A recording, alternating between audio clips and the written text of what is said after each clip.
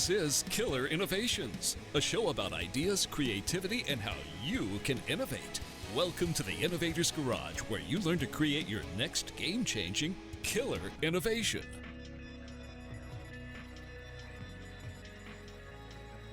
Welcome to this week's Killer Innovations podcast. I'm back here in the studio.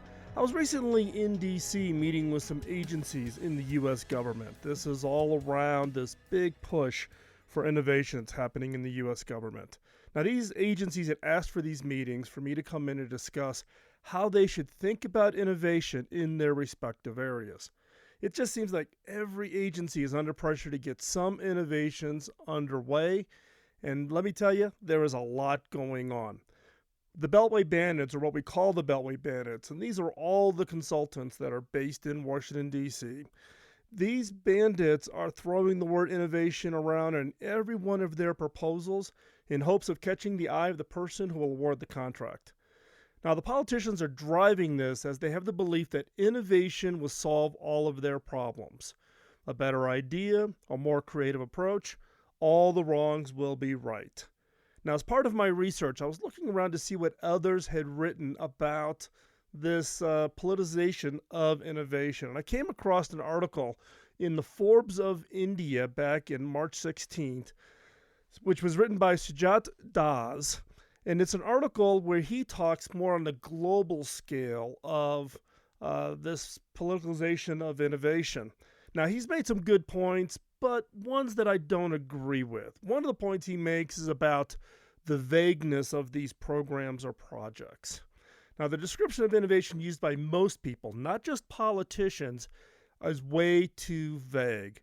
They lack the details of what it is you're going to be innovating about. Now, I've shared many times in this show, it's in my book, I teach it in my workshops, the clear, more defined the focus area, the better the ideas, and ultimately, the better the innovations that will result.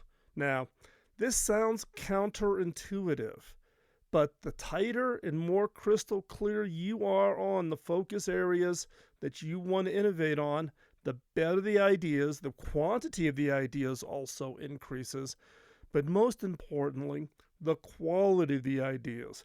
And this is where politicians get it wrong. They say, oh, we want to hurry up and we want to innovate around smart cities. Well, that's a pretty broad area. Can you be more specific? Now, I get the feeling that the politicians in this case, are afraid to be too directive in where they specifically need these innovations. They're afraid that by being specific, they're going to miss something. The FOMO, or fear of missing out, is alive and well when it comes to innovation. Now, in the case of governments, or in the case of the work that you're doing with your products, your services, your business, the clear, crisper you can be on those definitions of where to innovate, again, the better the quantity. So, for instance, if you go in and put together your 10 best and brightest people and stick them into a conference room and say, hurry up and come up with a product idea, I'm going to guess that the quantity and the quality of those ideas is going to be lacking. If instead you sat them down and said, we are going to innovate a new product aimed at millennials who are looking for new creative food options, and we want to do this, we want to have it as a mobile platform, what ideas can you come up with? That crisp clearness, you've defined who the target is, you've defined the general area of their interest, you've defined the what, not the how, which is what you should always do when you're defining this focus area. This is where governments fail because they want to get, they almost think that the quantity of the ideas that they can solicit denotes being successful. Versus quantity is good, but you got to have quality ideas to really make that work. And the more vague you are, the weaker the ideas. Now, I can tell you in all of my meetings with the different agencies across the government, every trip I go to Washington, D.C., I get more meetings I need to go to. I'm trying to give them this insight, and it's almost like you're throwing cold water on what their effort is. They know they got to hurry up and get this going. They gotta make something happen. They've got to report up through the hierarchy of the government to show that they're making progress, but they are struggling. And as if you are a regular listener to the show, you've heard me get on my soapbox on this. And that is there are literally hundreds and thousands of innovation consultants out there, most of which have never done innovation. They've never innovated. They've never taken an idea themselves on a blank sheet of paper and taken that through and created a highly successful, serving millions of people types of products and services. And I'm walking around inside of Washington, D.C. and talking to the players that are trying to be engaged in DC around the innovation topic, it's no different. Except now, every Beltway bandit is hanging out that innovation shingle. So, Sajid's comments around being vague, right on the money. It's a common problem. It's not limited to one government. This is all politicians, and it's not limited to politicians. It's really universal. The second point was money is not always the answer. Now, many politicians, especially at the state and local level, believe that if they hold yet one more competition with prize money, or they make taxpayer funds available as investments in startup businesses, or they hand out tax credits, that's all they need to do. That's their idea of encouraging an innovation environment, bringing new businesses in, etc. Evidenced a little bit about here what's going on in the United States right now with Amazon trying to select a new location for a second headquarters for Amazon. And every city and every state is falling all over themselves to give away money and tax credits. Now, these are quick hits. They typically can attract a business looking for tax incentives or investments, and it might create some short-term benefits of some new jobs. But what's missing are longer-range thinking. Without that long-range thinking, the only option to grow is more of the same. More monies towards competitions, more tax credits, more incentives, more competitions. Most politicians take this short-term perspective, but once you get on the wheel where that is driving your growth, the only way to drive growth is to continue to do the same. So, for instance, fundamental research, long-range innovation can really only be taken through the support of the government. But instead, funding that used to go to decade or even multi-decade programs is now being moved to short-term programs so that politicians can take credit for the outcome and impact before the next election. Nobody is looking in this long-range innovation. And if you look at some of the things that have had the biggest impacts on our lives, I am a big fan of NASA.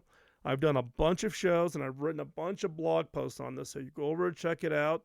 You can check the blog out at philmckinney.com or the show notes over at killerinnovations.com and just search for NASA, NASA, just search for NASA. And you will find a number of articles and shows that I've done on technologies that have benefited society that was the direct result of NASA, the launching of the Mercury, the Gemini, the Apollo, putting the man on the moon, the space shuttle program, International Space Station. If you look at what things we have in our life today that come from the NASA program, you'd be shocked. Probably the one that we all use is, you stick your finger into a little device when you go into the doctor and it tells you your oxygen level in your blood. That came from NASA.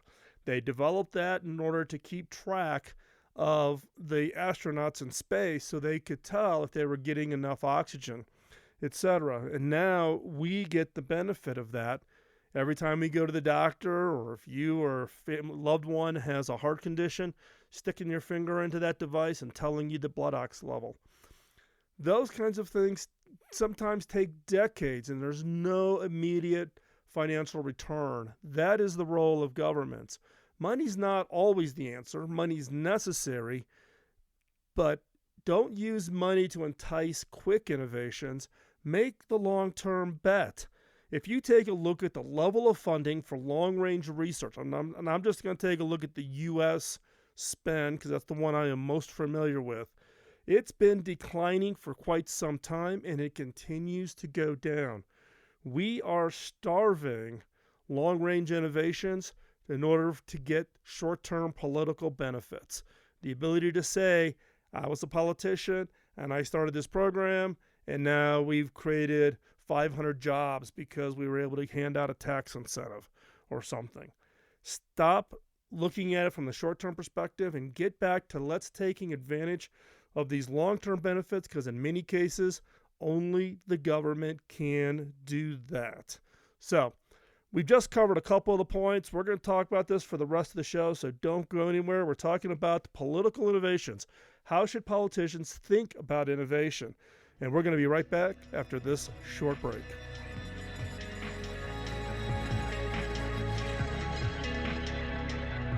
Welcome back. We're going to continue our conversations on the political innovations. How should politicians think about innovation? One of the challenges that I've seen with my discussions in DC is really this misperception of innovation impact. Politicians hang a lot on innovation in the belief that it's going to solve all the problems. They believe that the innovation is the solution for unemployment, economic disparity, or any other ills their constituents are facing. But let's talk about some statistics. I think this will be a little bit of an eye-opener. And again, I apologize. I'm just talking about the U.S. In the U.S., technology, which is highly attached to politicians' view of innovation, only makes up 10% of the GDP. And I'm going to guess it's the same in other countries around the world. We kind of have this aura around technology, whether it's, the latest phone from Silicon Valley or our online social media or the search engines we use. They must be much bigger, but they're only 10% of the GDP. And what's also really interesting is only 0.5%, listen to this, 0.5% of employees are in industries that did not exist in 2000. So we keep thinking about, it's all this new stuff. That's what's driving all the growth. It's not the case. Only 0.5% of employees in industries that didn't exist in 2000. So that means 99.5% of employees are working in industries that have been around since 2000 and before.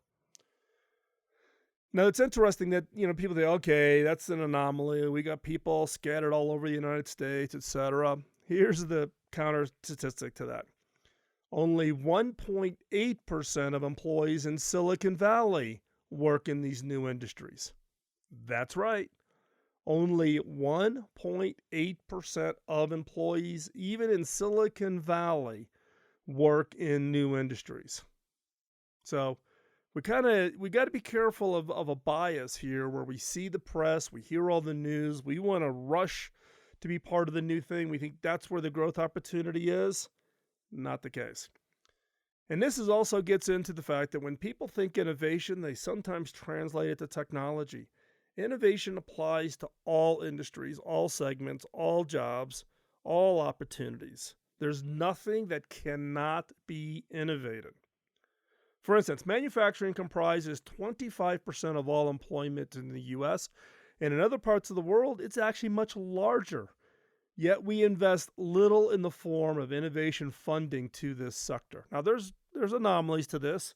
Take a look at what Detroit and the state of Michigan is doing to resurrect manufacturing capabilities and manufacturing expertise with the decline of employment from the auto manufacturers. In other countries with higher manufacturing employment, such as China and India, there's also this fear of AI and robotics, which are the results of innovation efforts that will impact their citizens. It's going to impact their jobs. Jobs are going to go away. In some pockets around the world, the politicians have recognized that we're shifting towards this creative economy, and therefore they need to prepare their youth to compete. So there's this fear AI robotics is going to take away all the jobs. There's this shift. There's lots of balls in the air.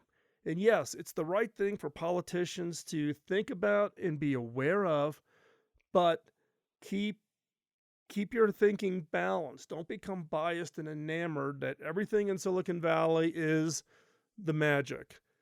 So here at the Innovators Network, we are starting to work on a new show concept around what we call rural innovation. This is innovation in non-traditional industries in non-traditional locations. We've done one show as kind of a test. I happen to be in the Innovator Studio, which is our 44-foot mobile studio in Paducah, Kentucky, and I interviewed the husband and wife team that are the founders of Finn Gourmet Foods. They're in the fishing industry in this little town of Paducah, right at the meeting point of the Ohio River and the Tennessee River, doing some amazing innovations. And it's not in Silicon Valley, and they're growing, and it's creating jobs. So as politicians need to be thinking beyond just kind of everything Silicon Valley, and I've got to replicate Silicon Valley. That is not the case.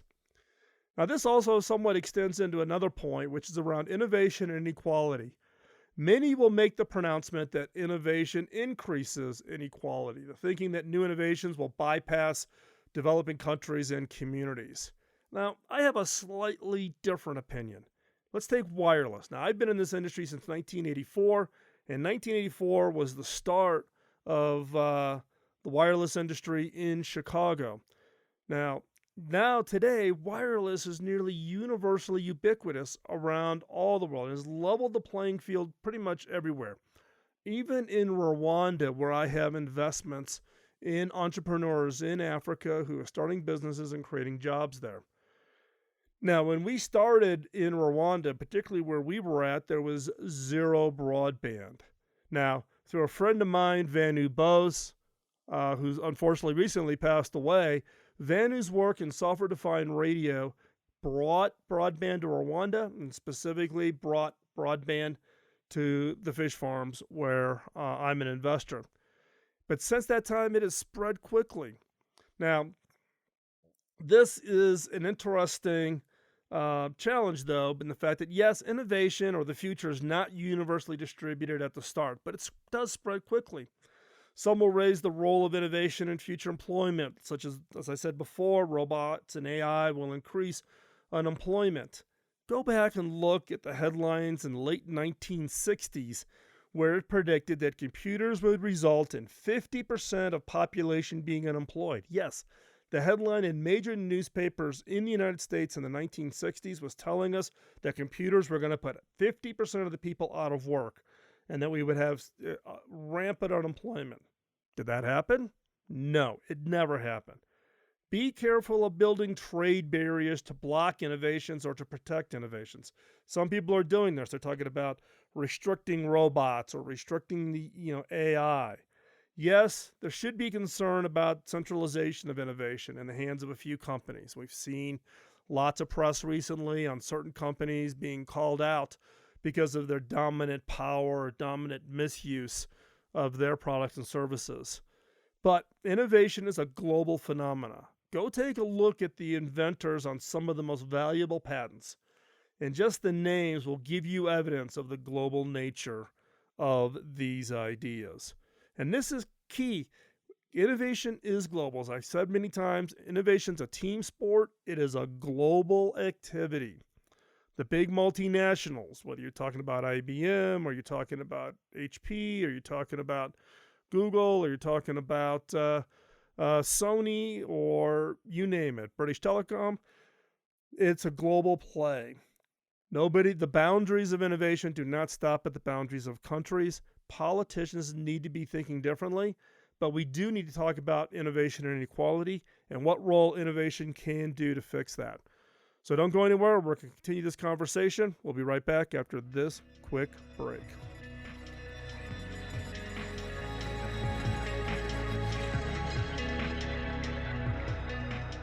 Welcome back to Kill Innovations. We're continuing our conversation around political innovations. How should politicians think about innovation? So we've talked about a number of items. And so in this segment, I want to take a look back and answer the question, so what? Given the challenge we're facing, whether it's economic disparity, I was just reading some articles this morning on the level of homelessness in a number of cities in the U.S., and I've seen it. I just came back from London, and it's universal. Healthcare being a challenge, all the things we're facing.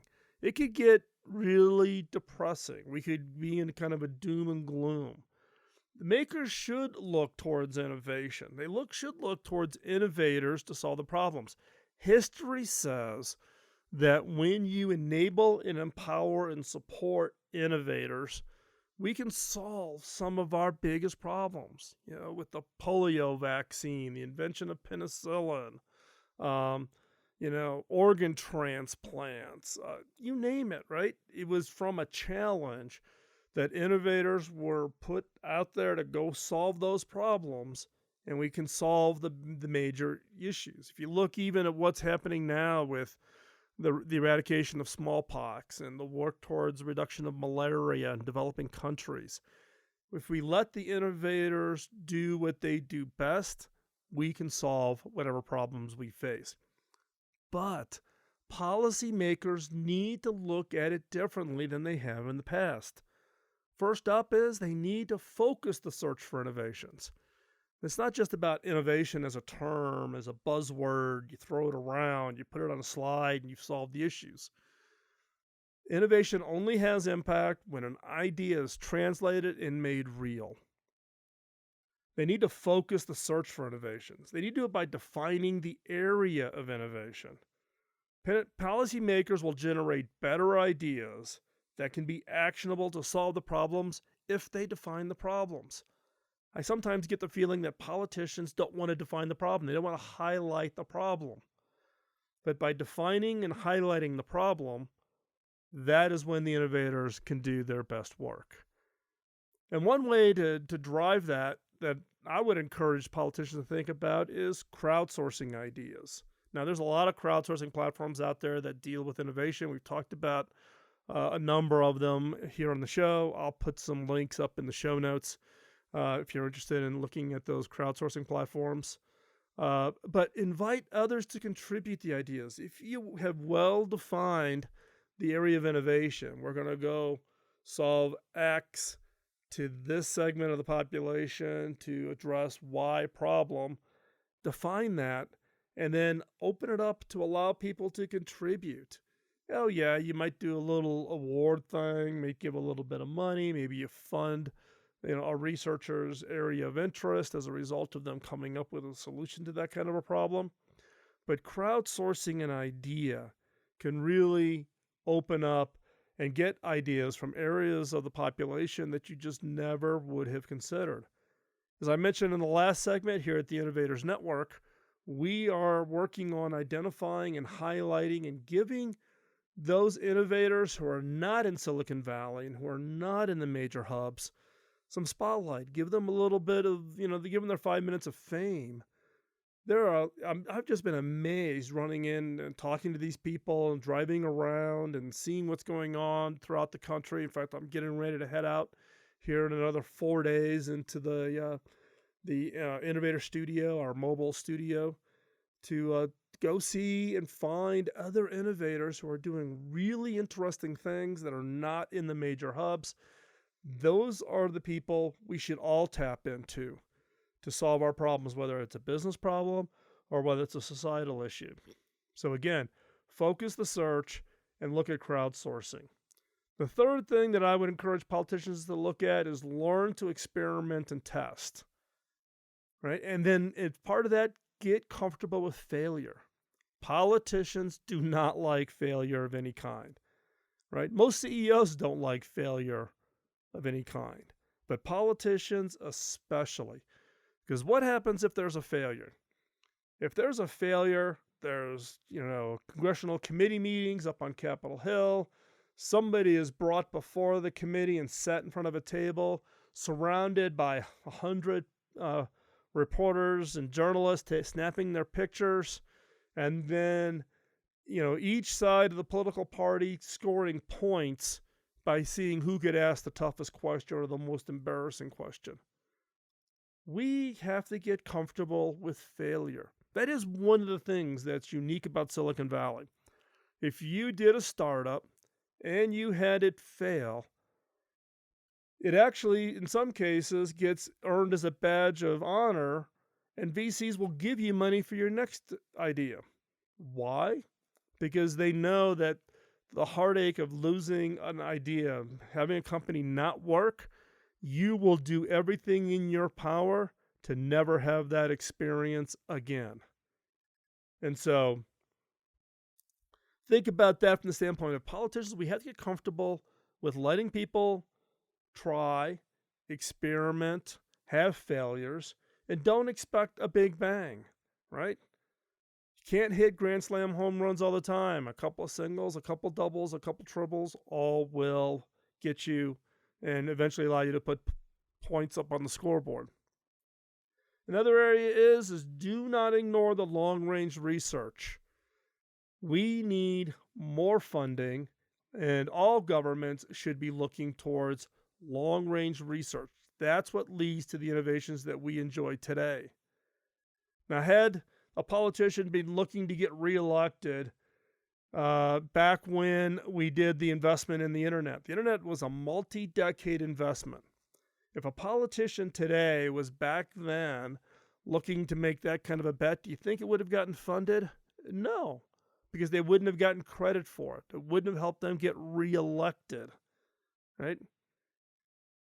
We need this long-range research. We need that research that will lead to the innovations that our kids and our grandkids. It's the destiny we leave. The innovations we do today and the research we fund today may not change our lives, but it's going to change the lives of our children, and it'll change the lives of our grandchildren.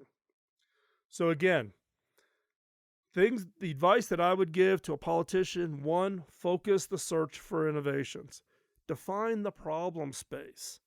The better you can describe it, the better you can create the BHAG, the bold, hairy, audacious goal.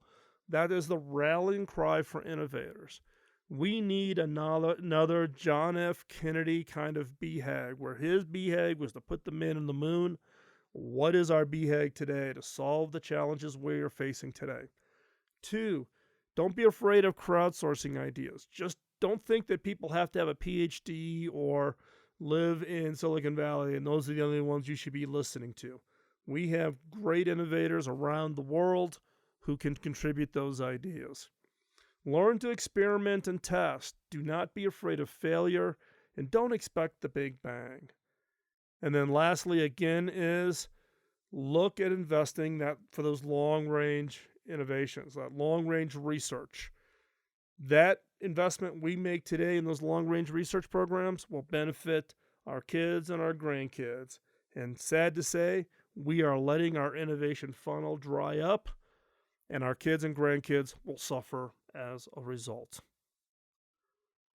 Love to hear your thoughts, whether you agree or disagree around this concept of how should politicians think about innovation. Post your comments and feedback and your ideas over at the show notes over at killinnovations.com. Don't go anywhere. We've got the next segment come up next week, or next up is this week's 5 minutes to new ideas. It's a new segment we've designed for the creative mind, looking for that spark that could result in a game-changing innovation. Now, we've been running this multiple weeks, and we're now actually getting ready to prepare the launch of it as a standalone show. So, as I jokingly told the team here at the Innovators Network, some of our listeners, I'm going to guess, probably would benefit from just being able to have to listen to 5 minutes versus the 45 minutes of the normal show. So, if you have that short attention span, or if you want to use this as a stimulating kind of thing that you could just randomly listen to 5 minutes and see what it sparks an idea for you or your team, we're going to package these up. We're going to put them out as a entirely new show. So stay tuned. Stay glued in on the social media. We'll be posting the announcement of when the show is actually going to go live there. And each of this would be the 5-minute segments at the end of this show. So don't go anywhere. You're going to get to listen to it now before it's a standalone show. This week's 5 minutes to new ideas. Get ready to be challenged right after this quick commercial break.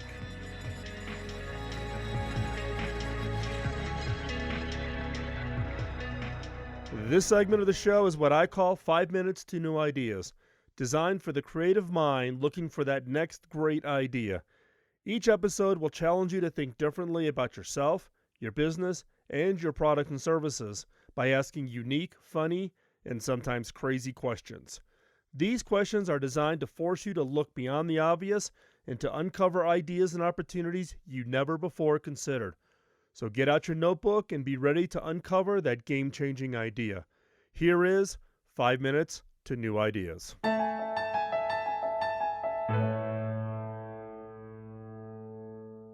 We tend to assume that any customer is a good customer. However, if you find that you're working like crazy, have a solid and reliable customer base, but you're still not making the profits you expected, then you need to ask the question, who do I not want to use my product? Do you remember back when dial-up internet services first started to transition to the mainstream? All the way back, yes, in the early 90s, companies like AOL, CompuServe, The Source, Earthlink all began offering access to the web that was billed, yes, by the minute. The more you used, the more you paid. Logical, right? These three companies essentially offer the same product on the same terms. Very quickly, the people who used the services they offered divided into two camps. The majority logged on once or twice a day, they checked their email, read some sports stats, caught up on a little gossip, and then quickly logged off. However, a small minority logged on for hours or even days at a time. These people quickly ran up bills into the thousands. Now, pop quiz, is this a good thing or a bad thing for your business? These high-volume users love your service, but paradoxically, their passion for what you offer will almost inevitably force them to stop or drive them into an untenable situation if they try to continue. So, if you were running AOL, CompuServe, The Source, Earthlink, what would you have done? Continue the same pricing structure that strongly disfavored your most ardent users? Or figure out some way to continue improving profits without punishing the people who really, really love what you do? In other words, would you decide to keep or push out these high-use customers? In the end, AOL was the first to take a radical step to address these questions. In 1996, they switched from a pay-per-minute system to a flat-rate fee. Now, this was daring and audacious move because they risked seriously alienating low-usage customers who were used to paying less than $20 a month. On the flip side, they had to massively upgrade their infrastructure in order to accommodate the demand. AOL was bombarded with complaints about busy signals and slow speed. Users joked that AOL stood for always offline. For a short while, it looked like they might have a poor decision, that they should go back and rethink that. However, this new flat rate fee addressed a fundamental fear that even low usage customers had with the old pricing formula. Namely, not knowing how much that monthly cost was going to be. AOL's new strategy took away that stress that came with worrying about the bill. Parents no longer had to hover over their kids and nag them about getting offline. The result was that the company shot ahead of all the others and became the leading ISP through to the early 2000s. The other companies, Earthlink, CompuServe, The Source, Prodigy, quickly copied AOL's new pricing structure. But AOL had that huge advantage of being the first mover. Their competitors looked like copiers, where AOL looked like a game changer. They won that round. In the early days of the mobile industry, telecom companies grappled with similar issues with their cell phone customers, hogging the bandwidth in a given area. Parents would toss a cell phone into their baby's crib, dial another cell phone from it, and keep the line open all night, using it as a baby monitor under the free evenings and weekends pricing promotions that were quite popular in the early days of mobile. More recently, people have used their smartphones as jerry-rigged security systems by streaming constant live footage from their office or home security cameras while they are on vacation. Anyone who's experienced problems with AT&T's network or Verizon in urban areas can understand why this might be an issue. So, are these customers abusive? Do you want them? Should you even think about penalizing them for using vastly more than their share of the network and compromising the connectivity of other users? If I were still working in the wireless industry, I'd be looking at ways to understand and migrate the high volume users into an elite program. My feeling is that if someone loves what you do and uses it habitually, then that's a customer you want to hold on to. If what you see as abuse is actually foresight, being ahead of that curve, then you might be looking at a future revenue stream rather than a problem. You just haven't figured out how to separate out their use, given its own program apart from the existing customer agreement, and then how to monetize it. In this situation, it's worth taking the time to figure out a way to find a satisfactory medium between their needs and yours. So ask yourself, who do I not want to use my product now, but may want to in the future? And don't stop at the obvious answer. I'm Phil McKinney, and thanks for listening.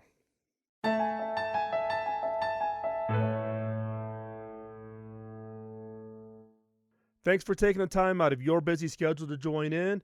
If you have any comments or suggestions, drop me a note over at phil@killerinnovations.com. Now, the reason I've been doing this show since 2005 is to pay back my early mentor by paying it forward. My first mentor, Bob Davis, invested an immense amount of time in training and coaching me, which had a major impact on my career. When I went back and asked him how I could pay him back, he just laughed and said I couldn't. I had to pay it forward. If I could ask for a favor, could you help me pay it forward? How? 1, give us a rating wherever you get your podcasts, as that helps spread the word. And 2, by telling others about the show. This episode of Killer Innovations was produced by the Innovators Network. You can find the show notes and the entire show catalog over at killerinnovations.com. I'll talk to you next week. In the meantime, go out and change the world with your killer innovation. Bye-bye.